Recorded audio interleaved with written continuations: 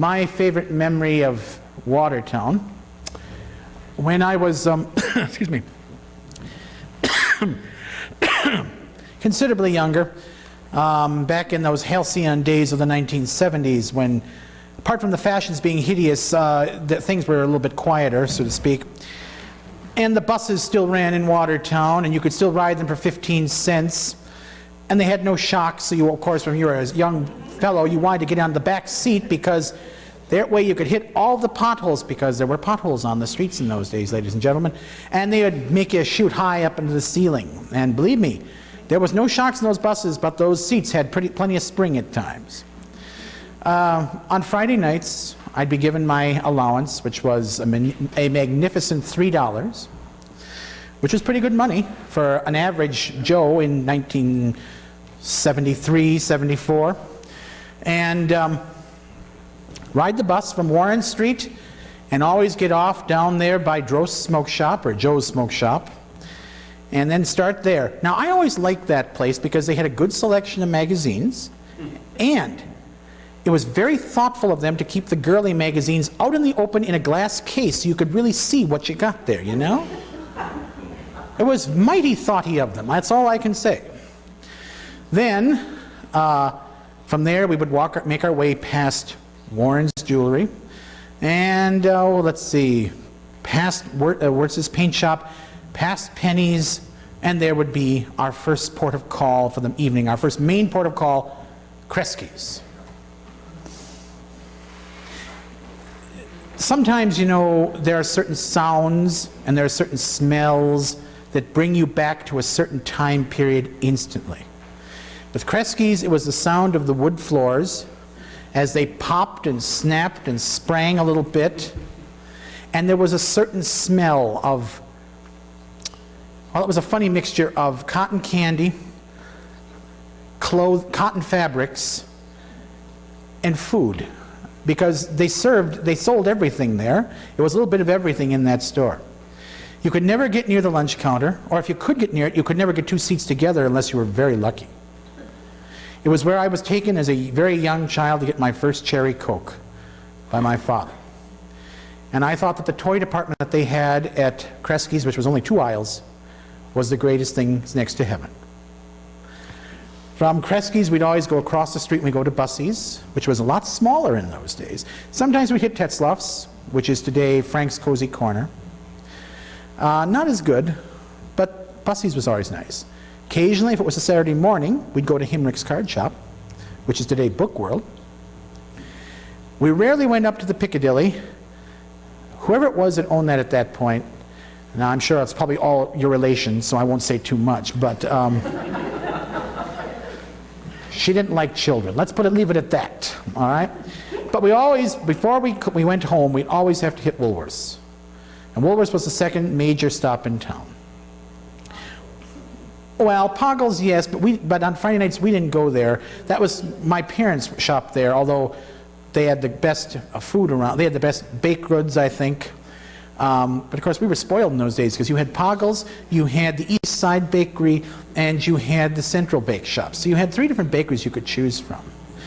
Now we have 1 bakery, but we have 18 beauty parlors. How many taverns? How about the saloons? In those days you could go to Grempel Shoes, you could go to Ware Shoes, you could go to Tom McCann, you could go to Ray's Red Goose, you could go to Myers. Now we have 1 shoe store in town, but we have 18 beauty parlors. In those days you could go to the Tottentine, you could go to Harrow's Tottentine rather, and you could go to the Bonnet Shop, and you could go to Creer's Men's Shop, and you could go to Elliott's, and you could go to Kern's. Today you can go to Fisher's, but we have 18 beauty parlors. In those days you could go to the Royal Meat Market, and you could go to Beeler's Meat Market, and you could go to Byers Meat Market, you could go to Zellick's Sausage Factory, which was not on Main Street, I'll grant you. And of course anybody that went out there always said the same thing. Oh, it's so filthy out here, give me 10 pounds. Oh, it's just so awful, I'll take 20 pounds of that. Oh, look at the flies, I'll take 8 pounds of that.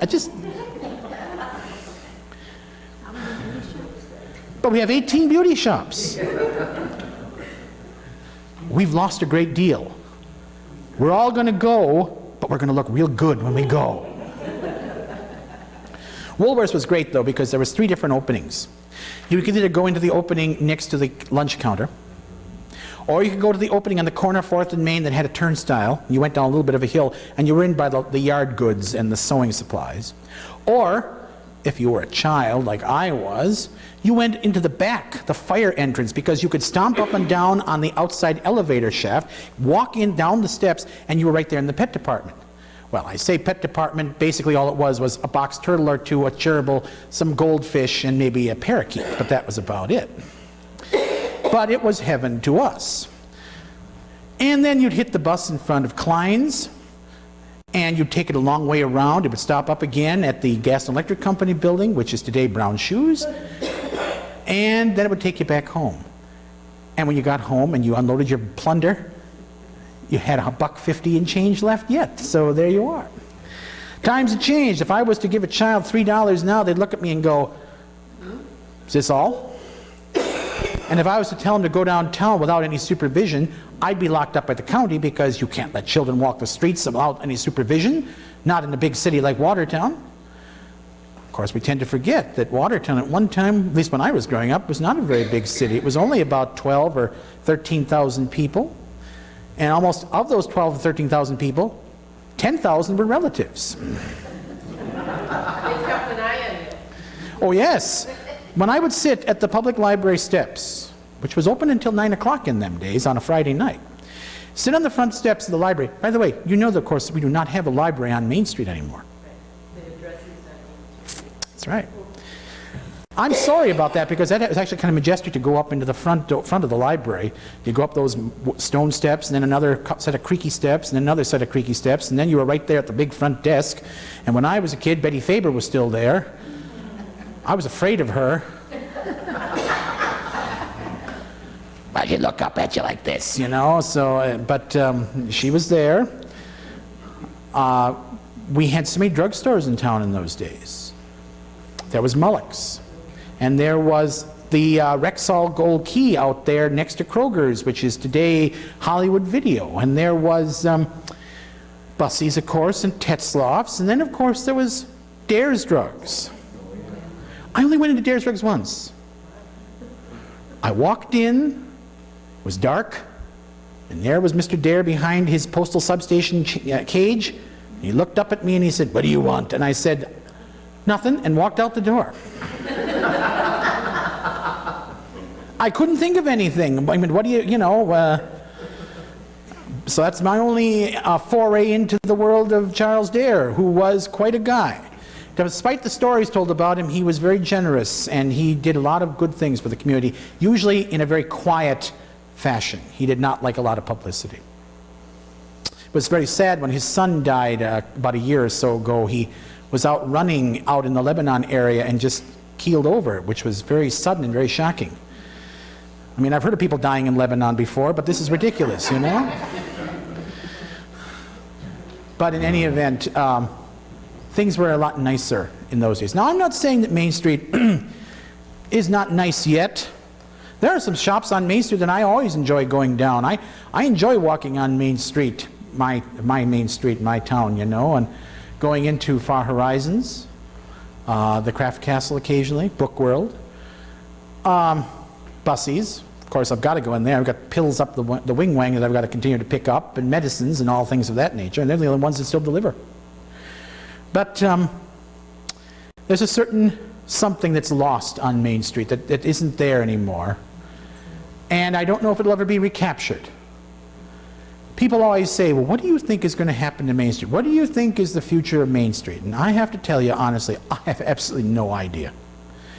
Just when you think Main Street's down for the count, and it looked that way in the 1980s, when longtime shops began to close up. I mean, the shoe stores began to pull out, the clothing stores began to pull out. Kresge's closed in '83. Ben Franklin opened and closed rather quickly. Everybody stopped coming to Main Street and they went south of town, out to, well, starting in the 70s, out to Valley Village. We all remember that faux Swiss chalet out there, which lasted a few years. Then it was torn down and they built Watertown Square. which lasted basically 10 years, and then that kind of went belly up too, and it's just kind of on its last throes yet. Let's see, and then of course Shopko and Farm and Fleet and places like that. Now of course Walmart. People don't do the shopping on Main Street that they once did. I'm not saying that it can't happen again, that Main Street can't suddenly reinvent itself as it always has from day one. That's one of Watertown's great saving graces. It has never been at a loss to reinvent itself. And so there's quite a possibility that we could see something on Main Street. Will I see it in my lifetime? I don't know. Probably not. Because it's going to take a lot of weaning away from convenience to get people to do things like my mother used to do. Oh, she would grumble. Well, National's got the best prices on this, and Piggly Wiggly's got the best prices on this, and the A&P's got the best prices on this, so she'd have to run to 3 different grocery stores and get to shave a few pennies. And the same would go for the bakeries, and the same would go for the butcher shops. But times change, and people want convenience. I'll never forget when Poggle's Bakery became the Old World Bakery, I think it was, and they employed a young girl in there who obviously was not too savvy when it came to ordering things in the old-fashioned Watertown way. And my mother called up one Easter and ordered a dozen Zemmel. And the poor girl on the other end of the line said, "Dozen what?" "A dozen Zemmel." "What?" "Dozen Zemmel." "Huh?" And my mother at this point was turning red and the veins were popping out, which is always an attractive look. And finally she said, "A dozen hard rolls."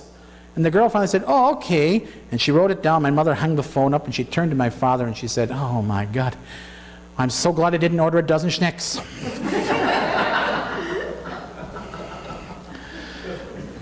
There are still places that you can get good old-fashioned Watertown-like service.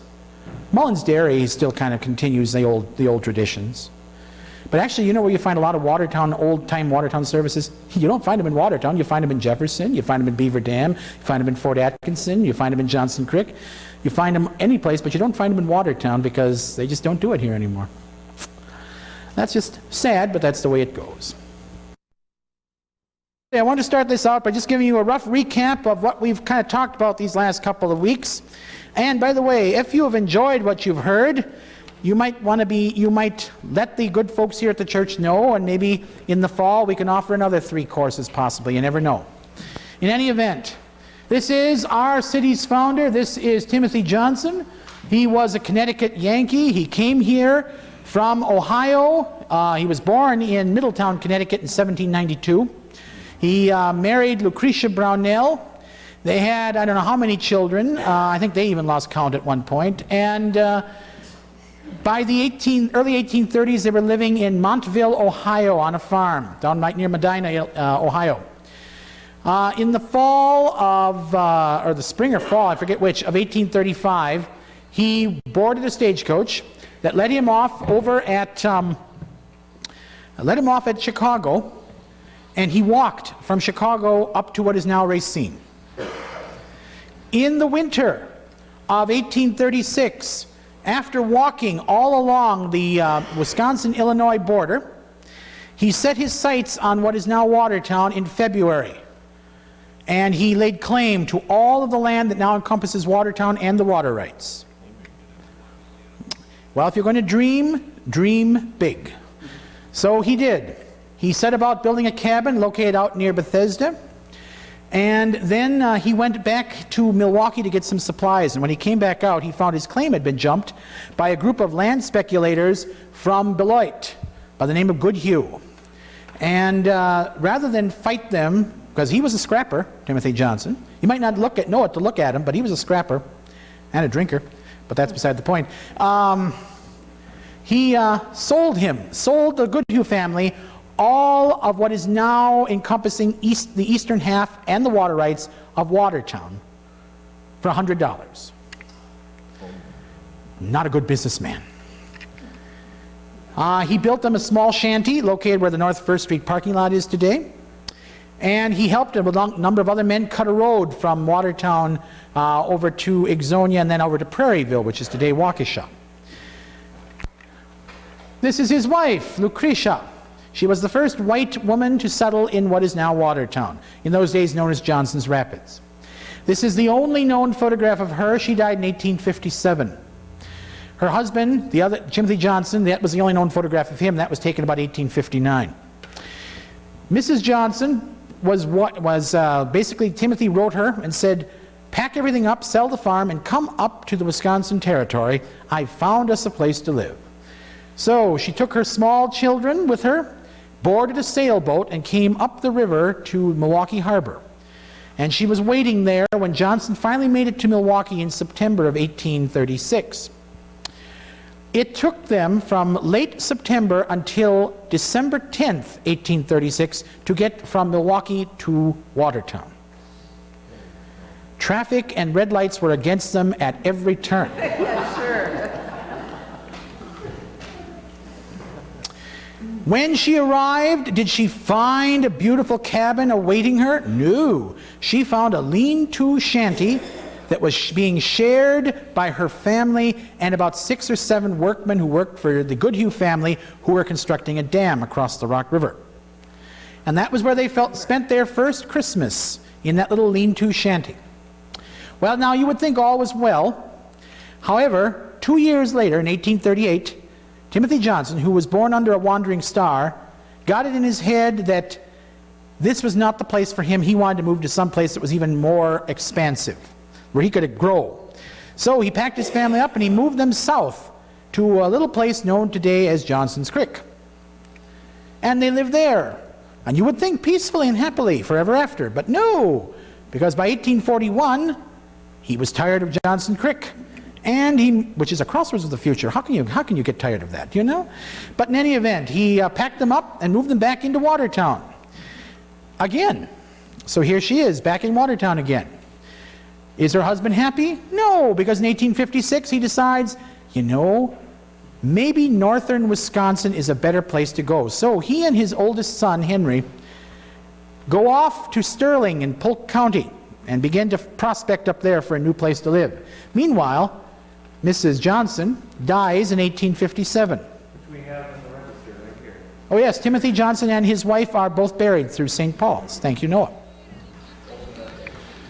She died here and was buried in Old Oak Hill Cemetery, which is today the Jehovah's Witness Kingdom Hall. Well, then sometime after they opened the present Oak Hill Cemetery, her body was moved up to the present Oak Hill. And Timothy Johnson came back to Watertown in 1863. He was an older man, given to having peculiar spells, according to the newspapers. I suspect it was a combination of lonely life, hard living, drinking, and probably what we would call today Alzheimer's. Because he had wandering wits, he had unpredictable spells, and the family could not handle him and sent him to what is today Mendota State Mental Hospital. That was open then? It was called a different name in those days. And anyway, he was sent up there, and that's where he died in 1871. They brought his body back here. The funeral was held here through the church, and he was laid to rest next to his wife. Now, in life, they rarely were together for more than the time it took to have a child, basically. He was always off doing something. So she got her own back, though, in death, because on their tombstone is a very fitting epitaph that reads, "Together at last."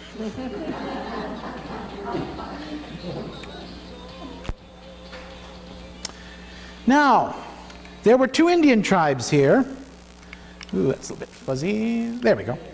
There were 2 Indian tribes in Watertown when Timothy Johnson arrived. The Potawatomis and the Winnebago. And they were encamped on either sides of the Rock River. They were friendly to the whites that arrived here. They had been, how shall I put it, Christianized, I guess, by the Jesuits who had come through in the 16 and 1700s. When James Rogan, who was one of our early Irish settlers, came, he swore he heard the Indians singing what sounded to him like a Jesuit hymn when he was out listening one night in his cabin. They were driven out, both Indian tribes, basically by point of gun, by government order in the 1840s. And apart from a few straggling bands that came through periodically, the Indians were gone by 1850. The only Indian that most people ever had contact with on a daily basis was this one. And this Indian was put up as a drinking fountain and given to the city by the Lewis family in 1896. It stood at the intersection of Main and Washington Streets until 1923 when a car hit it. Now, the city of Watertown is a very clever and canny outfit. It always has been. Watertown has always been very good at whitewashing its history. When they don't want you to know something, it never happened. Until I came along and upset the whole thing, but that's another story. So what happened was, when that Indian was knocked off, they decided, well, do we really need it? Nah, I don't think so. So they took what was left of it and they dumped it alongside the Rock River and hoped that the water would wash it away and that would be the end of it. However, Alderman William Carey of the old 14th Ward, and don't get me started on how the ward boundaries have changed periodically over the years, decided this was disrespectful to the Lewis family, who were great benefactors to the city. I'm sure you've all heard of the Fannie P. Lewis Fund, which still is in effect today. Anyway, so they could not repair the old Indian. So they went to the company and ordered an Indian an exact replica of it and placed it in a city park, figuring that in a city park, no one will molest it or damage it, never accounting for the evil hellion children that were brought up in Watertown that just ran rampant over everything. And by 1964, the Indian, as he stood down in Union Park, had lost his bow and arrow and his quiver and was pretty upset looking. So they moved him from there up to its present location, which is the Octagon House. And that's where he stands today. You know, this is one of about 100 Indian statues exactly like this that can be found all over the United States. There's a book at our Historical Society that someone had documented all of these Indians, where they stand throughout the Midwest. It's really quite a fascinating book. This will give you an idealized little idea of how Watertown looked in the early 1840s. There was no bridge across Main Street until 1844, and when it was built in a very odd way. You had to go downhill to get onto it and uphill to get off of it. And it was so near to the water that every year it washed away. So that bridge, we've had several different bridges on Main Street. The present bridge, by the way, does anybody know the name of our present bridge? It's renamed everywhere. Well, but it was officially dedicated in 1931 as a memorial bridge. John W. Cole Memorial Bridge, that's right. I have a personal stake in that bridge because I had a great uncle. His name was August Jannke, and in 1931, in August, in fact, he was working on the bridge and a piling crushed him and killed him while he was working on the bridge. So there's a little bit of my relation in just about anything in town here. This is Watertown in 1842. That building in the center was the first commercial structure on what is now our Main Street. That was the Rock River House, otherwise known as the Watertown Exchange Hotel, built in 1840. The building on the right, let's see, not the far right, but the one just a little above it, would be the first store building built by the Cole brothers in the fall of 1842, located where the Johnson and Hellickson building is today on the southwestern corner of 2nd and Main Streets. This is Main Street, about 1910. And you know, if you look at this picture, the original is a postcard, but if you look at this picture, you'll realize that with a few exceptions, most of these buildings still exist on Main Street. I always tell people, and it's probably a dangerous thing for me to do, but I always tell people that if you want to get an idea of what it was like to live in Watertown and go down to Main Street in the 1800s, don't drive, but walk down there. Put your hand on the lower half of the buildings to blank them out, and just look at the top of the buildings. And you get a rough idea of what it would have been like to live there. Because while the lower halves have been remodeled over the years, the top halves have, surprisingly enough, been left fairly alone. Watertown's post office opened in 1837. The first postmaster here was William Dennis, who carried all the mail in his hat and would walk all over the counties delivering the mail. The post office was in various locations. The longest location before this was where the River Park Properties building is today, on 1st and Main. It was there, and that was also where the City Hall was. That's where GAM's pharmacy was. That's where the Daily Times had an office at one time, and the phone company met there as well. In 1912, this beautiful post office building was erected, and it was used up until 1962, when the present post office was dedicated. And they tore down several beautiful Victorian homes. Who cares? And they built that lovely little post office over there. And this building stood until 1972, and when it was torn down, to make way for one of the most picturesque parking lots in the city of Watertown. We are so blessed in this city. We have the most beautiful, pristine collection of parking lots and bank buildings that you will ever hope to ever see. Really, a brochure should be made just of them alone. You might say empty parking lots also. That's true. The Irish were the first to arrive, beginning in 1837. The Germans were hot on their tails. It was kind of neck and neck, but the Germans won out, and the Germans began to arrive in full force, probably about 1848, and they came in with great force. Their immigration reached its peak probably around the time of the Civil War. It began to peter out a little bit after that, but they were still ultimately the largest ethnic group in the city. The Germans brought with them money, which was something that the Yankees and the Irish did not have to squander. They also brought with them newer forms of business that had not been seen here before. Now, I mentioned, of course, that the first brewery was the Anson Brewery.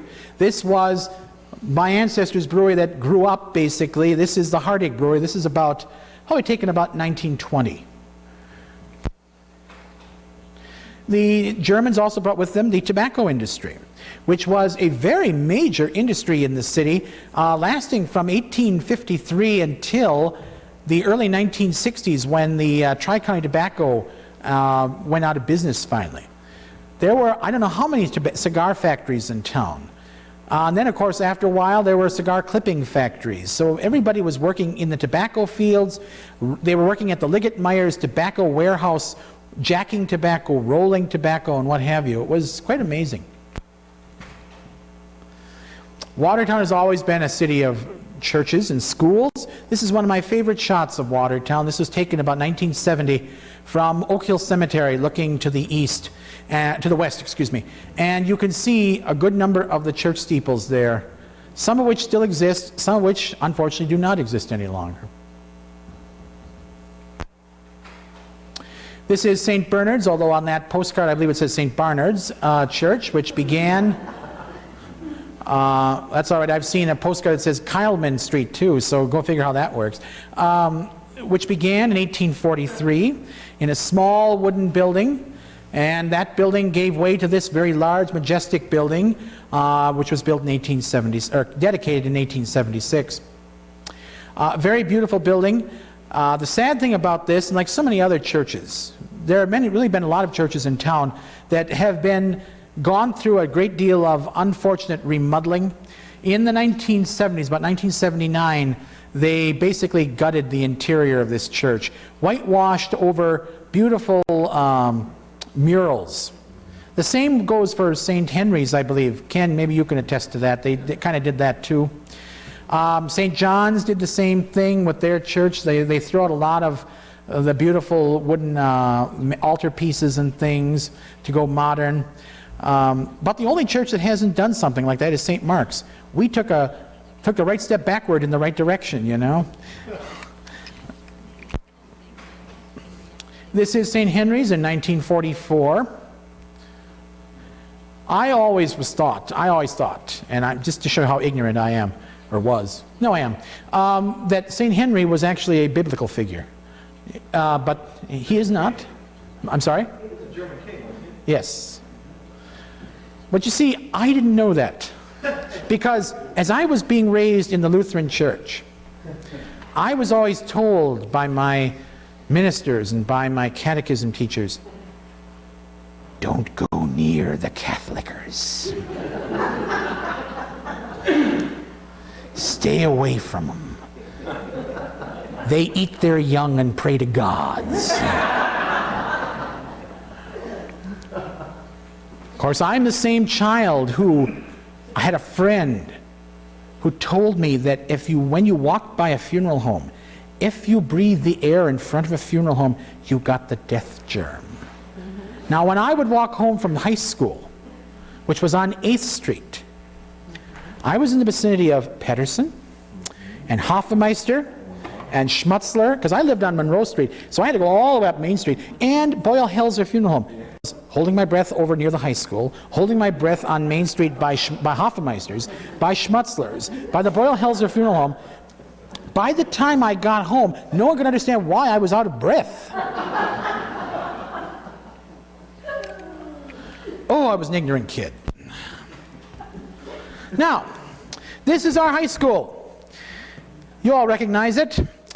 This high school opened up in 1897, and when it opened up, the school board, I'm sure, said at that time, this is the finest educational facility that money can buy. We will never ever have to build another high school in this city. Think of the thousands upon thousands of graduates that will go off and do great things coming from this school. And it was a good school. And they didn't have to build another one till 1916. And that's when they built my alma mater, Watertown High School, Watertown Senior High School. And again, when this building was dedicated in 1917, they said it's the finest school money can buy. It has everything you could need. Nothing else will ever have to be done. This is it. This is the penultimate. It is the greatest school. Never ever, full stop. We'll never build another school again. Till 1994, when they built our present high school. Now, I haven't heard it yet, but I have no doubt that in another 10 years, we may possibly hear the old refrain, you know, we could sure use a new high school in this town, you know. That's right. Now, Watertown is very fond of the fact that we are the home of America's first kindergarten, which will be celebrating its 150th anniversary next year. It was located in this small building, which was originally located on the corner of 2nd and Jones Streets. It was originally the home of the parents of Carl Schurz, and later it became a tobacco warehouse. It was a religious bookstore, and it was a fish market. I believe the Fin and Tail was in here at one point. And then it was about ready to be torn down to make way for an even more picturesque parking lot. However, Gladys Mollart, who was one of the guiding lights of the Historical Society, and Mrs. Rudy Herman, who ran a moving business, got together and decided this is too important a piece of history to let go. So they moved that building themselves. With very little help from anybody else, they paraded it through the city of town in December of 1956, which was 100 years after it had been founded in that building, and plopped it up behind the Octagon House in what is known as the Flats, which was the flatter piece of ground in the back of the house. And in the summer of 1957, it was opened and dedicated as a public museum. This is Margareta Meyer-Schurz and her husband, the rabble-rouser Carl Schurz. She is revered in the city. Carl Schurz, not so much. She did not like America. She especially did not like the backwoods of the Midwest. She preferred London or her native Hamburg. She would settle for Philadelphia, which is where she died in 1876 in childbirth.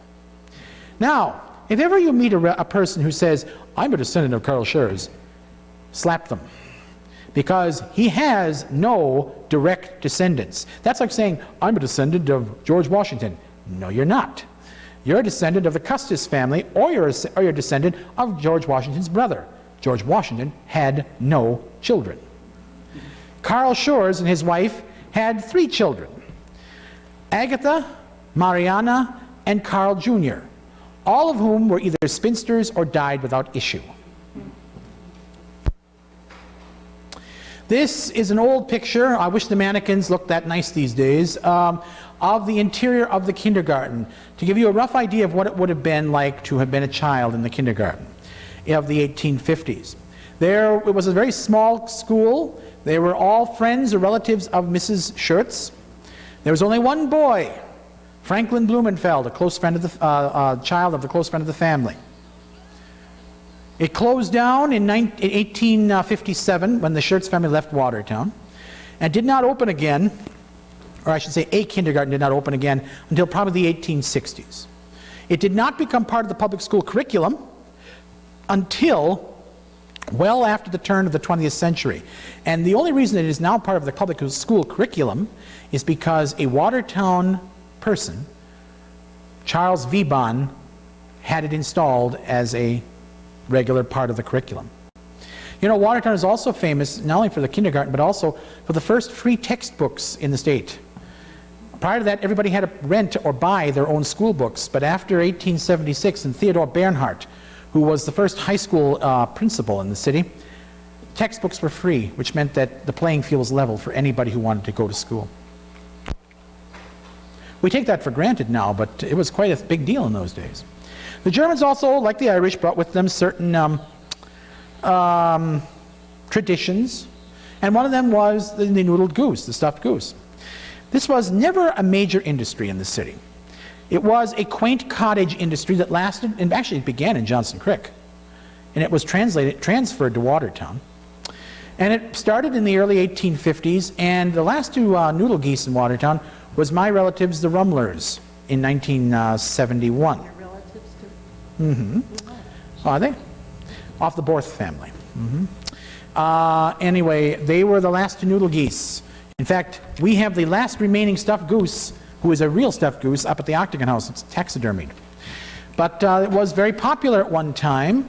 It's why our baseball, basketball, and football teams are known as the Goslings.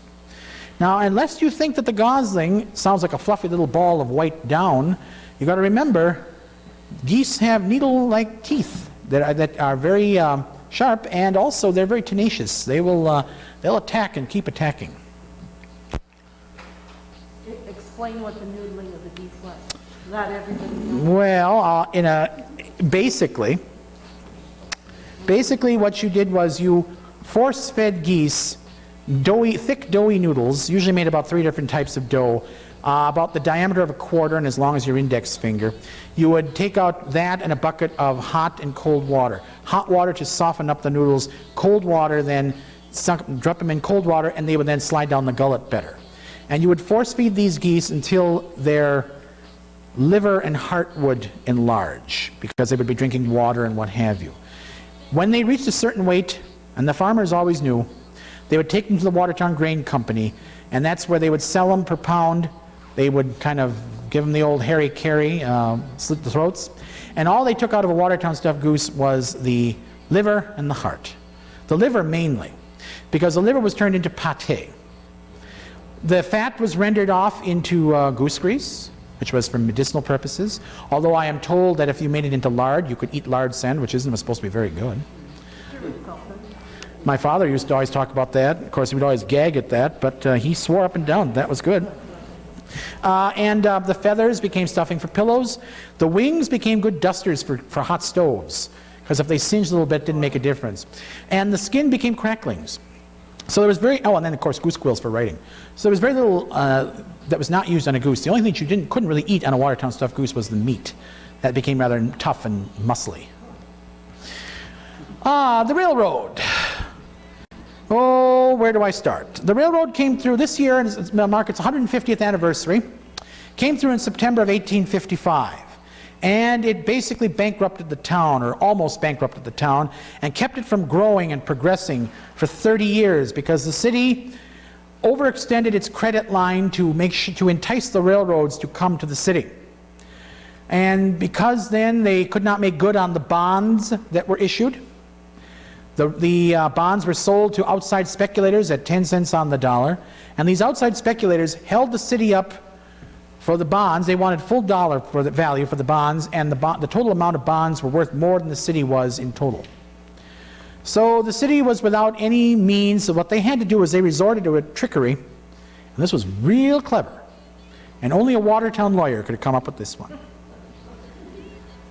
And there have been some doozy lawyers in Watertown, like, well, Charles Pant, or John Kuby, who was, of course, the king of the crooked lawyers. He was so crooked, if he walked in a straight line, he got dizzy. It was really a nasty lawyer. But in any event, Daniel Hall came up with the saving grace that saved Watertown. He came up with a piece of legislation that went as follows. Every year there would be, when there was election time, a mayor would be elected and a board of aldermen. They would meet, they would take care of anything that had to be taken care of. They would sign their resignations and leave. And because then all there was to serve the city were appointed officials, and they were not held accountable for something because they were not elected, the city was able to maintain its system of government, so to speak. But basically we were rudderless, without a mayor for 30 years. Well, that's one of the stories, but I have since heard that that was basically a fabrication. But I might be wrong. I might be lying to you. I mean, what would you know? But in any event, for 30 years the city could not progress, which is why in 1856, a year after the railroads arrived, Watertown's population was basically at about 10,000. We were the second largest city in the state. By 1860, because of those railroad bonds, we had went down to 8,500. And by it took until about 1930 before we got back up to 10,000. We did not get electricity coming into the city until 1889. We did not get running water to people's houses until 1895. We did not have house-to-house mail delivery until 1895. That's how long it took for us to catch up to everybody else. This is the only railroad depot still around, which is today the Garden Path Florist. This was the Northwestern Depot. This was one of 3 depots in town.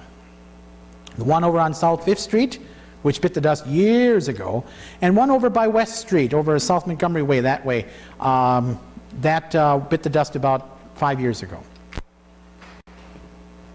In 1908, the trolley line reached Watertown from Waukesha, and we had the benefit of a trolley that ran up and down Main Street and in other parts of the city.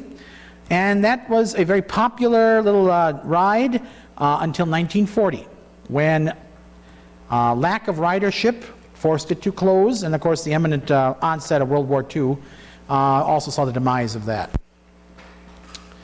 In the 1920s, we got an airport, and the first airport was located on Highway 19. Then in the early 1940s, it moved to its present location. Today, the Watertown International Airport is one of the finest airports around. Now, this is our hospital, which beat the small rented room above the Withonkata Club where it started in 1903. It moved to this building in about 1907. This was the Charles Schiffler home. He was a doctor. This was St. Mary's Hospital, run by the Sisters of Charity, Catholic Sisters of Charity. Pat, I think. Now this is St. Mary's. This is St. Mary's in the 1930s, when the city had really expanded the hospital. If you were born in Watertown prior to 1971, the chances are pretty good that you were born at St. Mary's Hospital, unless you were born at home. But this is where I was born, and all my brothers were born there as well. My father, I think, was even born there. Is that the same size that Wellman Hall is now? It is. Yes. That looks like there's a huge amount of windows. Well, this might be a slightly idealized picture of it, too. The chapel was on the first floor, not the ground floor by the street. The chapel was on the left side, all the way down there. Those last windows were the chapel. That's too many windows. Well, I can't know how many windows they have here. Okay, let's... The pictures were on the opposite side. Well, it was run by the Sisters of Charity. They sold it to the city to form they formed the Watertown Memorial Association in the early 1960s. 64. Then in 1971, they built the present hospital. And they took all the patients. Now, I might be wrong about this, but I could have swore when I was doing some research years ago, They still honor this date, and I forget which date it is, but this was the date that they put all the patients and they wheeled them, physically wheeled them up to the new hospital. I can't quite believe that, but makes for a good story. But in any event, they were all transferred up to the present hospital. The Germans brought with them a love of frivolity, of good times, secular things, I guess you would call it. This is Concordia Island. Today, of course, this is Tivoli Island, which was nothing more than a worthless piece of land until the Concordia Opera Society bought it in the 1870s and built this beautiful pavilion and fountain and manicured the lawns and put in a walkway, and they had a dance hall and things. Beautiful. Today, of course, it is a nature preserve. Watertown has always been fond of its recreation. This is the municipal bathing beach. Also where you used to go ice skating down by Boughton Street, or East Division Street, I should say. It's pretty sad, you know, this is a pretty sad commentary, because in the late 1930s, this municipal bathing beach was closed because it became too polluted. Doesn't speak well for the people of Watertown. That's all I can say. Do you know that there is a law in the books, ladies and gentlemen, that says that you cannot go bathing bare beam and buck naked in the all together? You cannot do it. Apparently it's the Not in Front of the Neighbors Act or something like that, you know. However, this ran against the grain of the young children in town back in the late 1800s, and a couple of them were arrested by the local cops one day because they were bathing in the nude. But the children were hauled out and they said, look, we're wearing our bathing costumes, and they had tied a string around their waist, and that they claimed was their bathing costume. You must remember, these are the same children who always thought that because Watertown was between two counties, Dodge and Jefferson, and Division Street was the dividing line, that if you committed a murder in Jefferson County, all you had to do was jump across the Division Street into Dodge County, and they couldn't get you. Boy, would that be true, you know. This, of course, became our fine pool in 1940, was part of a WPA project. I really am sorry for the children of today, because they will never know what a joy it is on a hot 4th of July night to lay on that hill in the dew with a little bit of cool air blowing upon you and watching the fireworks go off above them.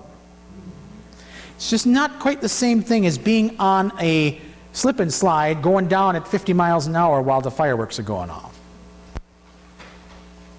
This is our aquatic center. Yes, it's lovely. Yes, it's wonderful. But again, there's a certain lack of charm at times to being modern. Watertown always has loved a fair.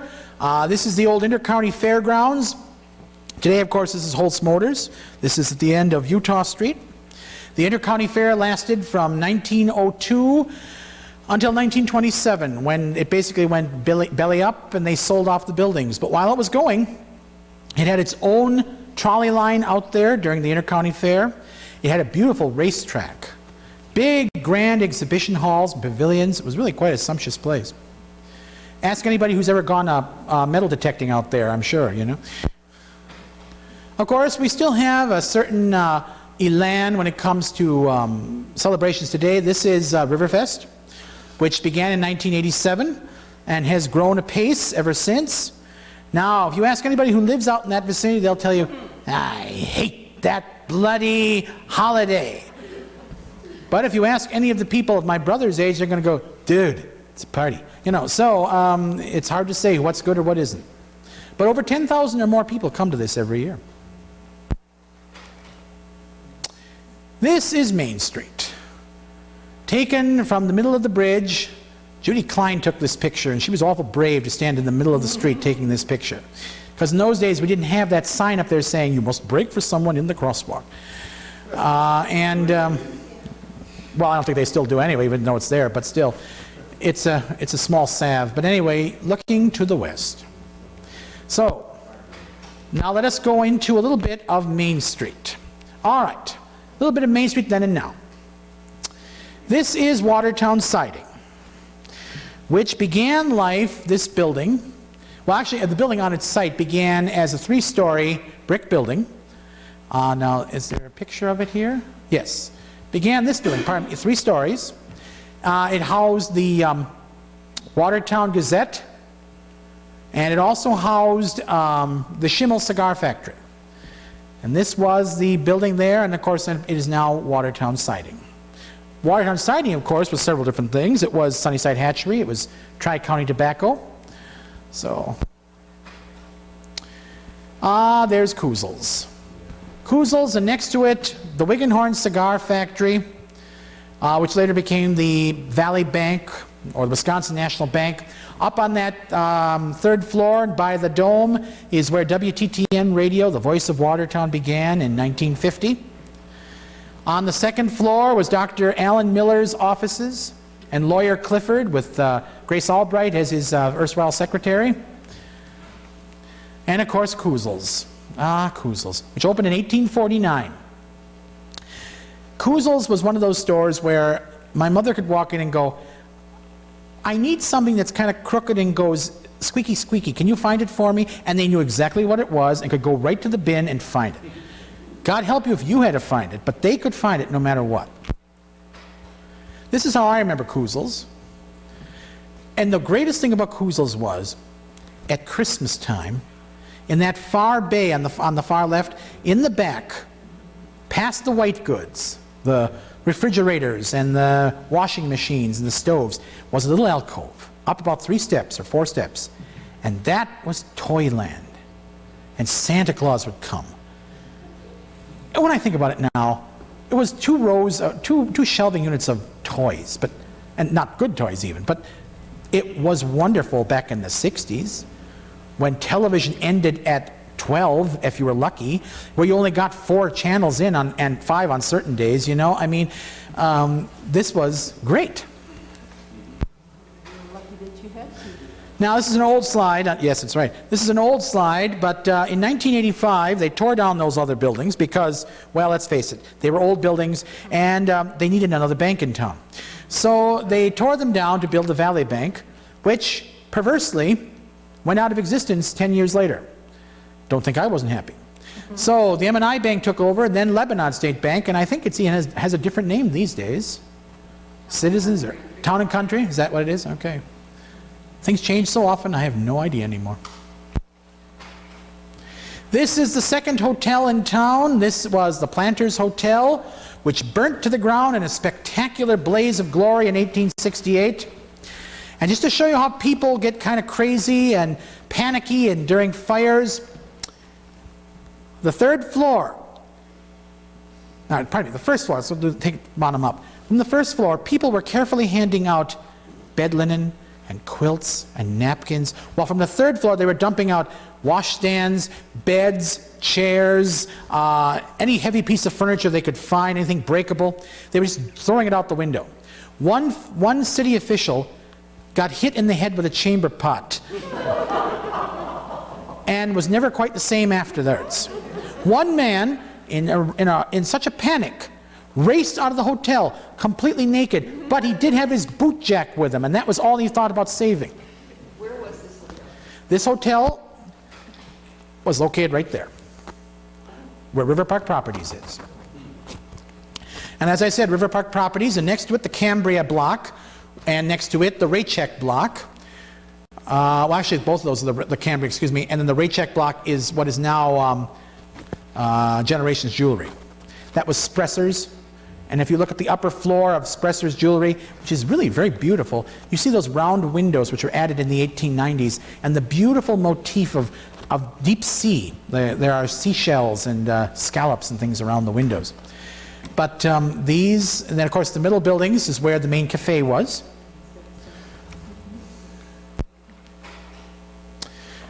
This is First and Main, about 1910, and you see those beautiful Moorish towers on the Merchants Bank, which was built in 1892. and the trolley running through, of course. And next to it, next to the Merchants Bank, you see Clara Weiss's millinery shop. That's that same block basically from a different angle, but you see now how bland it looks. The towers are gone, and this is what always amazes me. Keck's, which is the oldest furniture store in existence in the state, opened in 1853. One of the descendants was George Keck, who was a famous, nationally famous architect. He designed the look of this building. That is the most bland and nothing looking building you ever want to see. I can't quite describe it. This was the heart of the city. From the far right, you see there is the coal block, and next to it, Schempf's, the big cash store, which had the first store in town that had an elevator and a neon sign out in front. And on the corner here was the Schiffler Brothers Tailor. Was a big hub of business. Schempf's was there from 1848 until 1936. And in 1936, they closed their doors. And it took two stores to take up the slack, Montgomery Ward's and Kresge's. And in 1957, Kresge's bought out the whole building and kicked Montgomery Ward's out. Or as my father called it, Monkey Ward's. In the basement of the Calico Cottage, which is there now, there is still an open staircase that has been sealed off. That at one time when you came into Montgomery Ward's, you could go right down into the bargain basement. My father remembered going down there and getting Rudolph the Red-Nosed Reindeer coloring book at Christmas time as a giveaway. This is an old slide before business began to be attracted, but for many years, from the late 90s on, it was an empty block. It was like the heart of the street had been killed, and this was left in its place. It was really sad. Did they have a dance hall on the third floor? Of the coal block, yes. And that's still, it's a beautiful room. I would love to see them. I was up there a year ago, Christmas time. I would love to see them refurbish it. It's got all the old decorations in it yet, but the roof was so bad on that building that they had to replace 4 floorboards on the first floor because the roof was bad. It went through third floor, it went through second floor, and they had to replace boards on the first floor. But the coal block, What was on the second floor? second floor, well, when it was pennies, it was, you went up a flight of stairs and there was a small landing, a balcony, and then there was another floor up there too. But at one time, the second floor of this building was Mrs. John W. Cole's apartment. And then the ballroom, and actually there were 2 ballrooms. There was an upper and lower hall. We're up in the upper floors there. Horace Greeley spoke there. Carl Schurz spoke there, I believe. My minister who founded St. Mark's was nearly run out of town in a rail up there. A lot of important things happened up there. This is the north side of the street, about 1887. Boyer House Glozier Shirtwaist Factory. Let's see, the William Weber hardware store, I believe, next to it. Let's see. I used to know all those names. Unfortunately, don't know any of them anymore. This is Bussey's. Now, this is a good example of what happens when you take 2 buildings over. Now, it didn't matter so much when they had that ugly beer can exterior for a long time. But when they pulled it off, they were left with these 2 buildings that are charming as they would have been as original buildings, but look kind of awkward this way.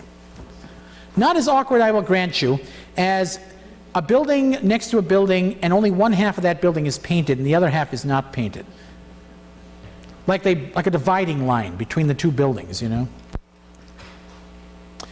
Ah yes, the Gas and Electric Company building, which was the Deutschesdorf Saloon, which in the years and years ago in the 1860s was Leopold Kaddisch's general store. In January of 1862, a fire broke out in the middle of this block, and it raced up towards the east of this block, and it hit this building, the building that was on this site, and on the upper floor, Leopold Kaddisch, who founded Fairday in Watertown in 1860, kept dynamite, and it blew up the building and created a fire break and saved Main Street from going under. Of course, today, it's all brown shoes was Ray shoes in those days. Now look at this. I shouldn't be this way. I really shouldn't. 1, 2, 3, 4. But I mean, really, think about how much more retail there could be if you had individual shops there, as opposed to one humongous shoe store. Just my opinion. Kind of darkish. The original picture, I believe, it belongs to Mrs. Haslow. Does it not? This is the Gorder block. And this block, well, anybody know where this block was? Associated Bank. Yeah, that was my family. Associated Bank, that's right. Who owns that picture? I'd actually like a copy. That was my family. Mrs. Haslow here. Thank you. Ah, yes. Now this is what, again, drew people away from Main Street. This is an early picture of Shopko taken about 1969, 1970. Next to it was Schuler's. My uncle, Alan, was the manager or assistant manager at Schuler's. Later on, he got demoted to the manager of the frozen foods, and then he retired. I still, every now and again, find myself... So this is one of the hazards of living in a city like this for so long. You tend to assume that anybody knows what you're talking about when you say, oh, it's up where Kuzel's used to be. What? Well, it's out where Schuler's was. What? You can't do that. You fall into that trap, and it's a lazy person's way of identifying where things were.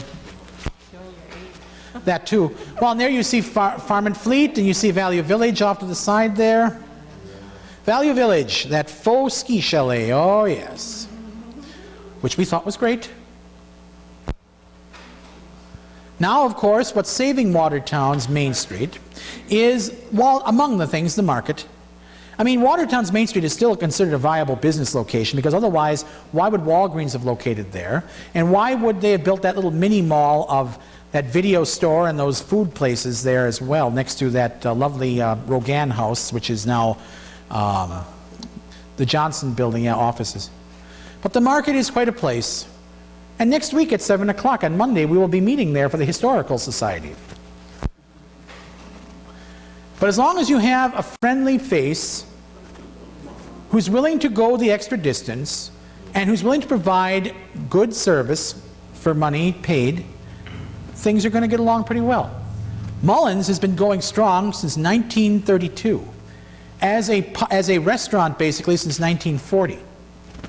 When I was a kid, you couldn't go, I don't know as you could go in and sit down in booths. You could sit at the counter, I think. But they put the booths in later. And they've got darn good food there, and good homemade ice cream. Now, this is, of course, the famous Jannke Archive. We're located on the 53rd floor of the building there.